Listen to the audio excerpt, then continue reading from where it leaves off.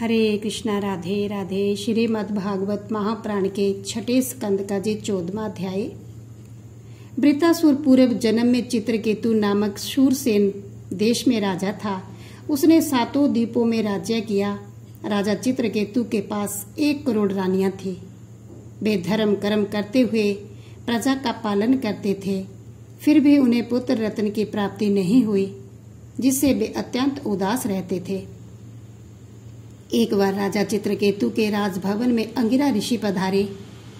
राजा ने उनका आदर सत्कार करते हुए आसन पर बैठाया। कुछ क्षण बाद अंगिरा ऋषि राजा चित्रकेतु का मलिन मुख देखकर बोले, हे राजन, आप चक्रवर्ती सम्राट होकर भी उदास रहते हो, इसका क्या कारण है? तब राजा चित्रकेतु अपने दुखी रहने का कारण बतलाते हुए विनय पूर्वक बोले, हे ऋषिराज, आपकी कृपा से मुझे सर्वश्रेष्ठ ऐश्वर्य तथा संपत्तियां प्राप्त हैं, किंतु एक पुत्र बिना सारी संपत्तियां एवं सुख व्यर्थ लगता है। इसी कारण से मैं उदास रहता हूँ। आप जिस तरह कृपा करके मेरे भवन में पधारे हैं, उसी तरह मेरे इस दुख को भी दूर करें।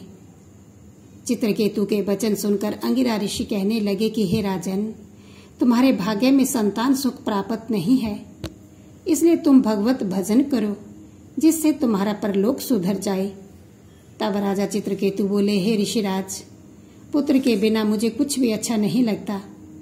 उनका हठ देखकर अंगिरा ऋषि कहने लगे, हे राजन, आप हठ कर रहे हैं। आप एक यज्ञ करें, तुम्हें एक पुत्र प्राप्त होगा, किंतु बाद में महादुख प्राप्त होगा। राजा चित्रकेतु कहने लगे, हे महात्मन, एक बार पुत्र सुख दिखला दीजिए, फिर चाहे जो हो। तब अंगिरा ऋषि ने पुत्र प्राप्ति के लिए राजा से यज्ञ कराया और पूर्णाहुति के पश्चात शेष बचे सकल्या को प्रसाद स्वरूप राजा को देकर बोले, इस प्रसाद को ले जाकर अपनी एक रानी को खिला दे, भगवत कृपा से आपको पुत्र होगा। राजा ने वैसा ही किया। प्रसाद ग्रहण कर रानी गर्भवती हुई और 10वें माह में एक पुत्र ने जन्म लिया।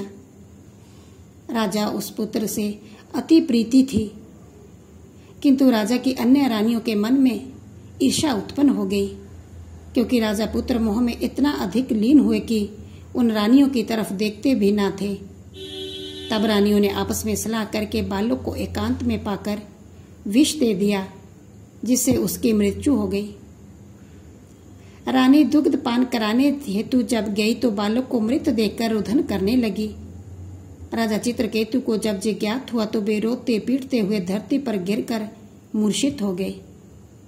इतनी कथा सुनाकर सुखदेव जी बोले, हे राजन, स्त्रियां अपने पति एवं कुल का सुख नहीं चाहती, उन्हें अपने सुख मात्र से सरोकार होता है।